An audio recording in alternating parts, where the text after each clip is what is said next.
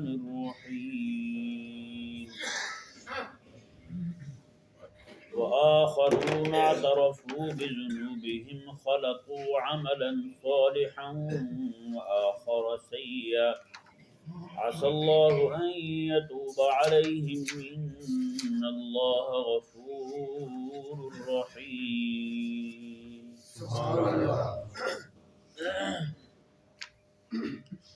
اس آیہ مبارکہ کے اندر اللہ تبارک و تعالی نے توبہ کی توفیق جس کو اس کی طرف سے ادا کی جاتی ہے ان کے متعلق بیان فرمایا، اور یہ آیہ مبارکہ بطور خاص تبوک سے پیچھے رہ جانے والے صحابہ کرام علیہم رضوان کے متعلق نازل ہوئی۔ اللہ تعالیٰ نے ارشاد فرمایا وآخرون اعترفوا بذنوبہم، اور دوسرے وہ ہیں جنہوں نے اپنے گناہ کا اعتراف کیا، جہاد پر نہ جا سکے۔ جہاد پر نہ جانے کو اللہ تبارک و تعالی نے گناہ سے تعبیر فرمایا۔ خلطوا عملا صالحا وآخر سیئا، انہوں نے اچھے اعمال اور برے اعمال دونوں ہی کر لیے، اچھے اعمال بھی کیے اور برے اعمال بھی کیے۔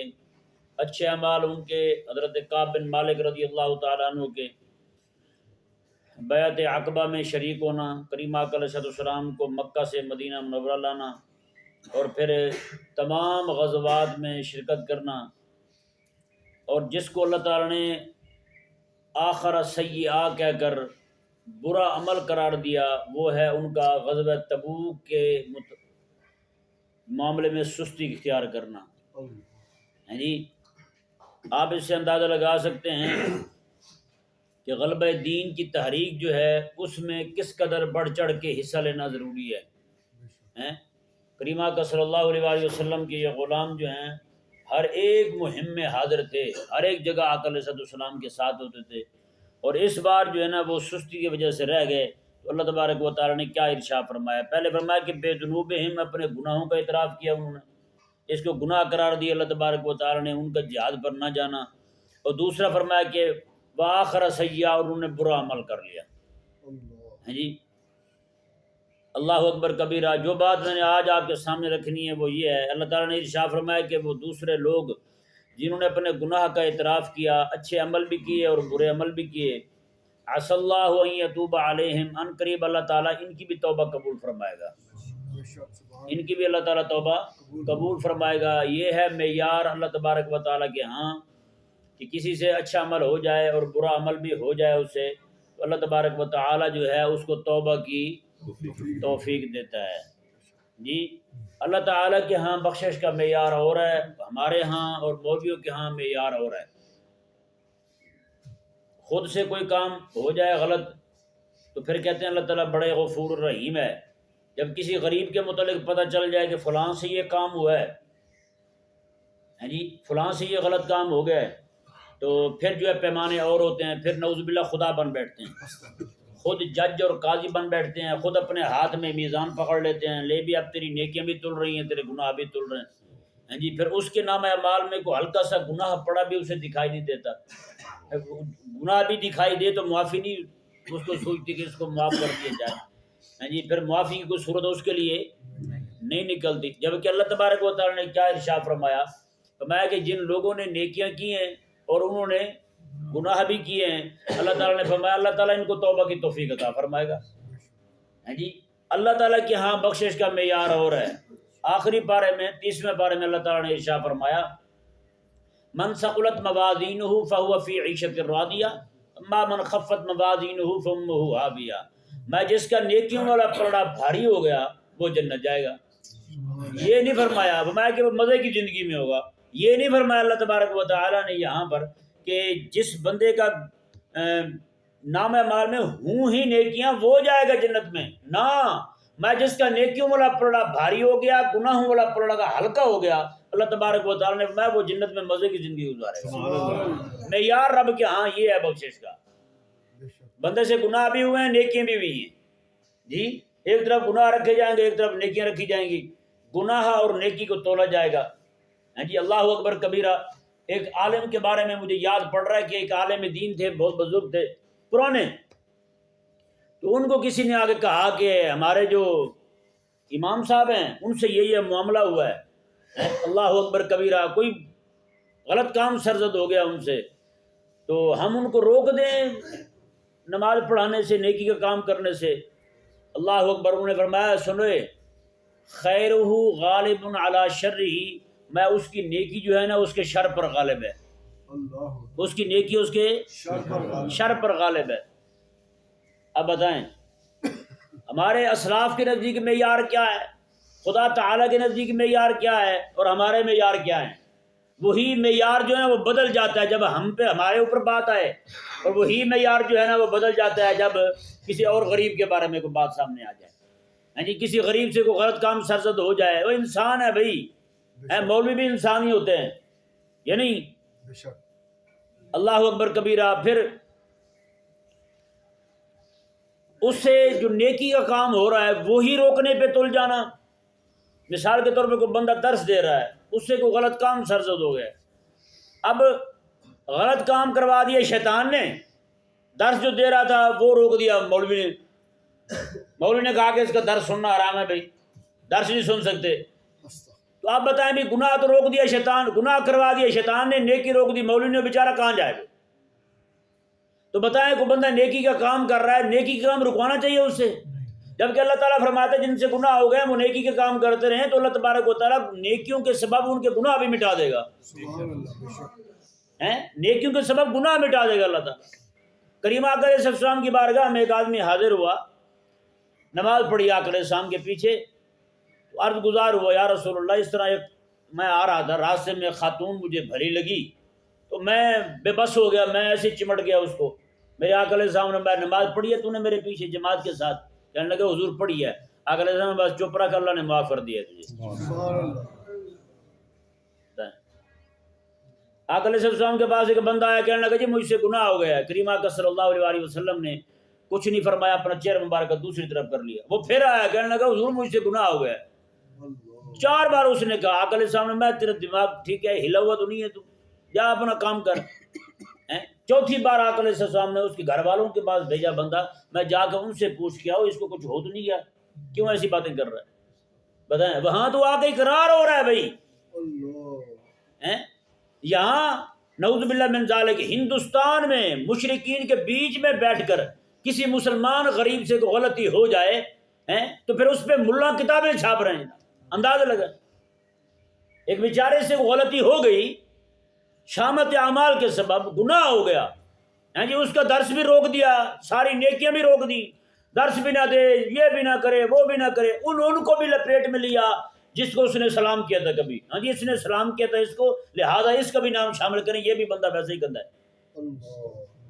حساب لگائیں، اوے الو کے پٹھو، تم سے مشرکوں کے خلاف تو بولا نہیں جاتا، مشرکین جو ہیں تمہاری مائیں بہنیں بیٹیاں ان کے ساتھ منہ کالے کر رہے ہیں، اٹھا کے ان کے ساتھ نکاح کر رہے ہیں، وہاں تم سے بولا نہیں جاتا، اپنے مسلمان بھائیوں پہ اس طرح چڑھ دوڑتے ہو تم۔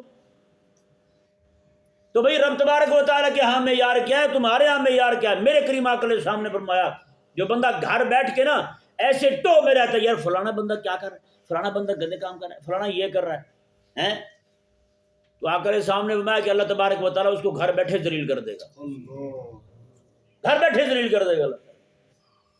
حضرت مولا علی رضی اللہ تعالیٰ عنہ نا ایک جگہ جہاد پہ تشریف لے گئے، وہاں آپ کی جماعت میں فوج میں ایک بندہ تھا ایسا، وہاں عورت کے ساتھ کو معاملہ ہو گیا اس سے، اللہ اکبر۔ مولا علی رضی اللہ تعالیٰ کے پاس یہ اطلاع پہنچا، میں اس بات کو یہیں ٹھپ دو، بند کر دو، یہ اس سے پوچھ گچھ کریں گے ہم اپنے علاقے میں جا کر، یہاں کافروں کا علاقہ ہے، اگر ہم یہاں پہ کھڑے ہو کے اس سے پوچھ گچھ کرتے ہیں تو کافروں کو اطلاع پہنچے گی کہ مسلمانوں میں جو جہاد کا کام کرنے والے ہیں وہ لوگ ایسے ہیں۔ اللہ اکبر کبیرہ، قربان جائے مولا علی کی حکمت پر یار، یہ لوگ تھے۔ حضرت امام حضرت عیسیٰ علیہ السلام ایسے جا رہے ہیں، دیکھا کہ بندہ چوری کر رہا ہے، چوری کر رہا ہے بندہ، حضرت عیسیٰ علیہ السلام، اے چوری کر رہا ہے تو اللہ کی قسم میں تو چوری نہیں کر رہا۔ حضرت عیسیٰ علیہ السلام فرمانے لگے پھر مجھ سے بھول ہوئی ہے، مجھ سے بھول ہو گئی، بتائیں نا ذرا، ہمارے ہاں بھی معیار ہے کسی کو معافی دینے کا، یار ہم تو کسی کو معافی نہیں دیتے یار، خدا کے لیے۔ میرے کریم آقا صلی اللہ علیہ وسلم نے ارشاد فرمایا اللہ تبارک و تعالیٰ فرماتا ہے کہ میرا بندہ جو ہے نا اس کے گناہ زمین کی جو ہے نا یہ اوپر والا حصہ اس سے لے کر آسمان کی چھت کو بھی جا لگے نا سمندر کی جھاگ کے برابر بھی گناہ ہو جائیں آقا علیہ السلام فرماتے ہیں اللہ تعالیٰ فرماتا ہے وہ بندہ ایک بار ندامت کے ساتھ میری بارگاہ میں آ جائے میں سارے معاف کر دیتا ہوں. اللہ تعالیٰ فرماتا ہے میں گناہ اس کے نیکیوں میں بدل دیتا ہوں گناہ بھی نیکیوں میں بدل دیتا ہوں. بتائیں فَأُولَٰئِكَ يُبَدِّلُ اللَّهُ سَيِّئَاتِهِمْ حَسَنَاتٍ اللہ تعالیٰ فرماتے ہیں کہ ان کے گناہ نیکیوں میں بدل دیں گے. تو بھئی اللہ تبارک و تعالیٰ کے ہاں تو معیار یہ ہے. ہاں روکا کس کا ہے یہ بھی قرآن کا فیصلہ دیکھ لیں آپ. منافقین جو جہاد پہ نہیں گئے اللہ تبارک و تعالیٰ نے دو کام ان کے روک دیے. حبیب کریم علیہ السلام کو فرمایا اللہ تعالیٰ نے حبیب پیارے ایک تو آپ نے ان سے صدقہ نہیں لینا منافق سے صدقہ نیکی روکی جا رہی ہے منافق کی. کس کی روکی جا رہی ہے نیکی منافق کی روکی جا رہی ہے. جبکہ مومن کو حکم کیا ہے مومن کو حکم میرے آقا علیہ السلام نے جب تم سے کوئی گناہ ہو جائے فوراً نیکی کر لو اللہ تبارک و تعالیٰ نیکی کی برکت سے گناہ کو بھی مٹا دیتا ہے. حضرت عیسیٰ علیہ السلام فرماتے ہیں میں کہ بندہ مومن سے جب کوئی گناہ ہو جائے نا موسیٰ علیہ السلام فرماتے ہیں موسیٰ علیہ السلام فرماتے ہیں جب بندہ مومن سے گناہ ہو جائے اللہ تبارک و تعالیٰ ملائکہ کو فرماتا ہے 3 دن اس کا گناہ نہ لکھنا ممکن ہے کوئی نیکی کر لے اس نیکی کے برکت سے ہم اس کا گناہ مٹا دیں 3 دن تک. بتائیں 3 دن تک 3 دن تک جو ہے اس کا گناہ نہ لکھو ممکن ہے کوئی نیکی کر لے یعنی 3 دن میں کوئی نیکی کر لے. بتائیں یہاں تو مومن کریم آقا علیہ السلام کے غلام جو ہے وہ کتنی نیکیاں کرتا ہے. راستے میں جاتے ہوئے آقا علیہ السلام نے فرمایا کہ جو بندہ کوئی چیز اٹھا دے میں یہ بھی ایمان کا حصہ ہے اللہ تبارک و تعالیٰ اس پر بھی اجر دے دے. تکلیف دے چیز اٹھا دے کہیں سے گلی میں پڑی ہوئی ہے اور حضور فرماتے جو بندہ کسی کو السلام علیکم کہہ دے اللہ تبارک و تعالیٰ سلام کرنے والے کو جواب دینے والے کو 100 نیکیاں عطا فرماتا ہے. اس میں 99 نیکیاں پہل کرنے والے کو ملتی ہیں. جو پہل کرتا ہے اس کو 99 نیکیاں جو جواب دیتا ہے اس کو. مزے کی بات بتاؤں السلام علیکم کہنا یہ سنت ہے وعلیکم السلام کہنا کیا ہے فرض ہے. اب جو سنت پہ عمل کر رہا ہے اس کو 99 نیکیاں نہیں سمجھ آئی. جو سنت پہ عمل کر رہا ہے اس کو 99 نیکیاں جو فرض پہ عمل کر رہا ہے اس کو 1 نیکی. تو یہاں ثواب سنت کا بڑھ گیا فرض سے. کتنے گناہ 99 گناہ. سلام کرنے والا سنت پہ عمل کر رہا ہے اس کو 99 نیکیاں. وعلیکم السلام کہنے والا فرض پہ عمل کر رہا ہے اس کو جبکہ الفاظ تو ایک جیسے ہیں السلام علیکم ورحمۃ اللہ وعلیکم السلام ورحمۃ اللہ ہے یہ نہیں. وجہ پتہ کیا ہے وجہ یہ ہے کہ انانیت کا دور ہے نا بھائی. آقا علیہ السلام دیکھ رہے تھے ایسا وقت آئے گا کہ بھائی بھائی کو بھی سلام نہیں کرے گا. تو آج کسی کو السلام علیکم کہہ دینا یہ بہت دل گردے والی بات ہے. ایسی کسی کو کہہ دینا السلام علیکم السلام علیکم جو وہ تو ایک الگ بات ہے وہ تو کرتے رہتے ہیں جی. اور یہ بھی ایک انتہائی غور کرنے والی بات ہے کہ لفنگے قسم کے لوگوں کو بھی مسئلہ نہیں بتانا چاہیے. ہمارے استاد حدیث پاک سنا بیٹھے لفنڈر قسم کے لڑکوں کو آقا علیہ السلام کا فرمان ہے جا رہے ہو راستے میں کوئی درخت آ جائے تو پھر بھی اکٹھے ہو تو پھر بھی سلام کرو. یہ کہ مبالغہ کے طور پر آقا علیہ السلام نے فرمایا کہ یہ نہ ہو کہ تم کہو یار اب صبح تو ملے تھے اسلام کیا تھا اب کیا ضرورت اب دوپہر ہو گئی ہے. نہ میں اتنا سا بھی درمیان میں وقفہ آ جائے تو پھر بھی تم سلام کرو. تو آج فرمانے لگے کہ میں نے لفنڈر قسم کے لڑکے تھے ان کو یہ حدیث سنا دی. کہتے اب انہوں نے سارے راستے میں جا رہے تھے جیسے یہاں سے ملتان چنگی لگا لیں کہتے ہیں اس طرح جا رہے تھے ہم راستے میں کہتے ہیں وہ سلام کیا انہوں نے جی. کوئی بندہ آئے جان بوجھ کے اس طرف چلے جائیں کہتے ہیں السلام علیکم. کھمبا آ گیا جان بوجھ کے کھمبے کی اس طرف گھس جائیں السلام علیکم. میں نے کہا تم نے صحیح کیا میرے ساتھ. ایک تو چلو ٹھیک ہے بھی جا رہا ہے بندہ آ گیا ایسا معاملہ تو لیکن جان بوجھ کے گھوم کے آ کے سلام کرنا تو یہ کئی سارے لوگ جو نا نعوذ باللہ یہ حقیقت میں بات بیان کرنے والے کا مذاق نہیں اڑا رہے ہوتے حقیقت میں حضور کی حدیث کا مذاق اڑا رہے ہوتے. جیسے ایک حدیث پاک ہے کریمہ کا صلی اللہ علیہ وسلم کا فرمان شریف ہے فرمایا کہ جیسے میں کہ 2 بندے جو ہے نا 3 بندے بیٹھے ہوئے ہیں جو 2 بندے آپس میں کان میں بات نہ کریں. 3 بندے بیٹھے ہوئے ہیں 2 بندے آپس میں کان میں بات ہاں مجمع زیادہ ہے تو پھر 2 بندے آپس میں بات کر سکتے ہیں. ضروری کوئی بات کرنی ہو تو آپس میں کر سکتے ہیں پھر کوئی مسئلہ نہیں. کیونکہ 3 بندے ہوں گے تو ایک کہے گا دل کو تکلیف ہوگی یار ہو سکتا ہے میرے بارے میں بات کر رہے ہوں. زیادہ ہوں گے تو کہیں گے سب کے بارے میں بات کر رہے ہوں گے تو مجھے کیا مسئلہ ہے سب کے بارے میں کر رہے ہوں گے. بہرحال اب ہوا یہ کہ ایک مجمع تھا، وہاں ہم بیٹھے ہوئے ہیں، دو ہمارے رشتہ دار، عربی بولنی ان کو آتی تھی، وہ جناب بیٹھے ہوئے، باقی سارے بیچارے ایسے ہی، وہ دونوں جناب عربی بول رہے ہیں، ایسے لگے۔ میں نے کہا بھائی آنکھوں کو کون سمجھا، باقی سارے بیچارے وہ ہمارے دیہاتی وہ ان کا منہ دیکھ رہے ہیں، پتہ نہیں کس بات پہ قسمیں اٹھا رہے ہیں حاجی ہیں۔ اچھا اس وقت میں خاموش ہو گیا، میں نے کچھ نہیں کہا ان کو۔ اس وقت ہمارے گھر میں بیٹھے ہوئے تھے، پھر ہم ان کے گھر میں بیٹھے ہوئے تھے مدینہ منورہ میں، انہی کے دو بندے وہ پھر جڑے ہوئے ہیں۔ اب کئی سارے پاکستانی بیچارے نئے نئے گئے ہوئے تھے، کئی معتمرین تھے، وہ بھی بیٹھے ہوئے ہیں، وہ جناب زور زور سے، آپ کو جیسے پتہ ہے عربی بولتے ہیں، ہاں جی، پورا زور لگاتے ہیں، آخری گیئر میں بات کرتے ہیں، پوری ریس لگا دیتے ہیں۔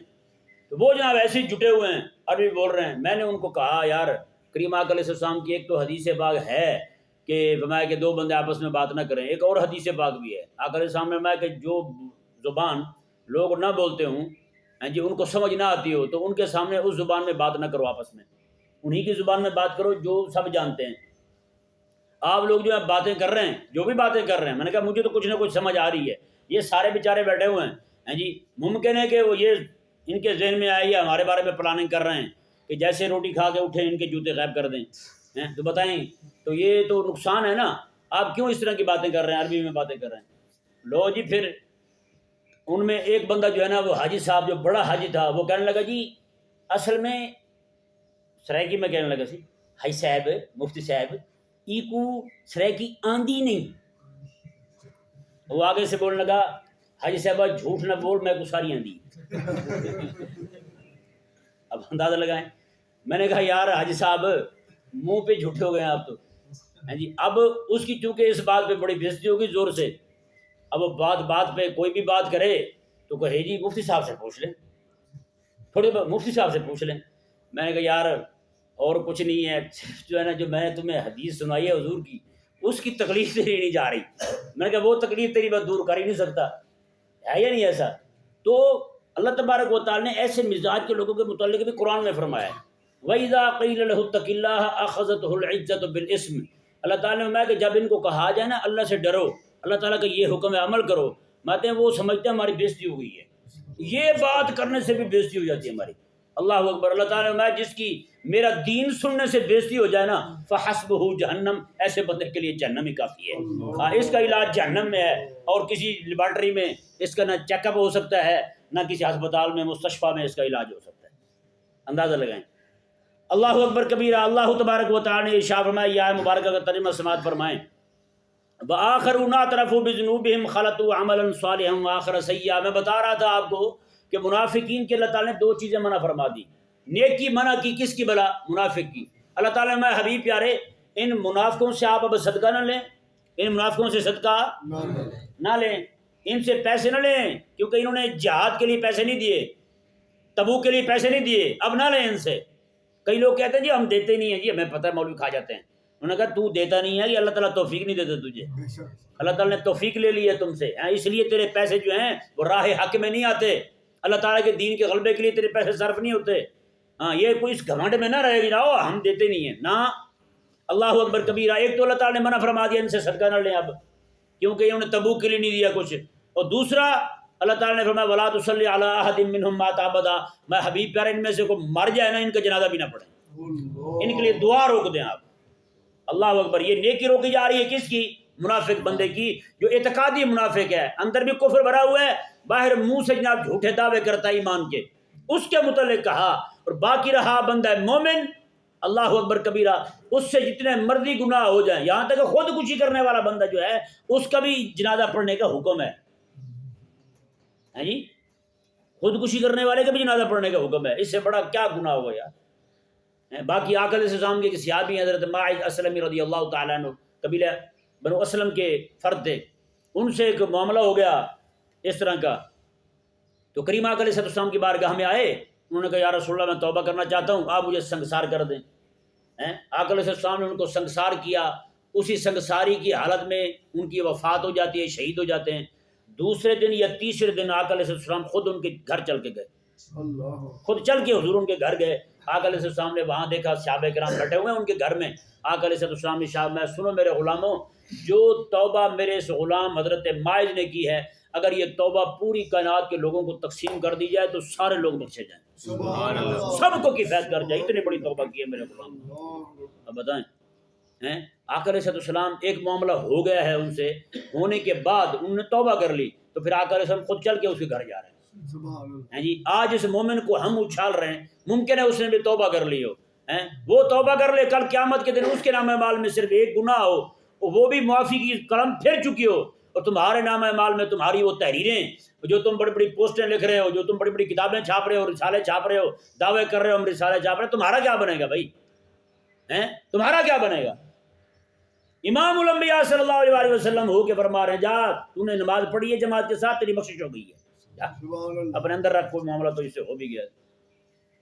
تو ہم اللہ اکبر کبیرہ. اللہ تبارک و تعالی نے جی دو چیزیں منع کی، ایک تو ان کے سے صدقہ نہیں لینا، دوسرا ان کی نماز نہیں پڑھانی. یہ منافقوں کے بارے میں فرمایا. باقی رہے مومن، یہ کل انشاءاللہ عز و جل بیان ہوگا. اللہ تبارک و تعالی نے مومنوں کے بارے میں کیا فرمایا. جو تبوک سے رہ گئے تھے صحابہ کرام، 10 صحابہ کرام، 7 وہ جنہوں نے اپنے آپ کو باندھ لیا، 3 وہ جو باہر یعنی کہ رہے، اپنی 2 گھر بیٹھ گئے، ایک مسجد میں آتے رہے. حضرت کعب بن مالک کا قصہ کل تفصیل سے بیان ہوا ہے. اللہ تبارک و تعالی نے ارشاد فرمایا وآخرون اعترفوا بذنوبہم خلطوا عملا صالحا وآخر سیئا. دوسرے وہ لوگ جنہوں نے اعتراف کر لیا اپنے گناہ کا، خلطوا عملا صالحا وآخر سیئا، انہوں نے نیک اعمال اور برے اعمال ملا لیا آپس میں.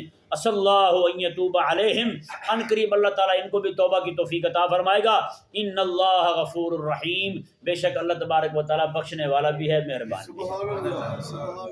غفور بخشنے والا ہے، گناہ معاف کر دے گا. رحیم ایسا ہے گناہ جس نے کیا ہے معاف کر دے گا، غفور ہے، اور گناہ معاف کرنے کے بعد رحیم ایسے ہے کہ اللہ تعالیٰ جنت عطا فرمائے گا. وہ تو جنت چلے جائے گا بھائی. اللہ تبارک و تعالیٰ سمجھنے کی توفیق عطا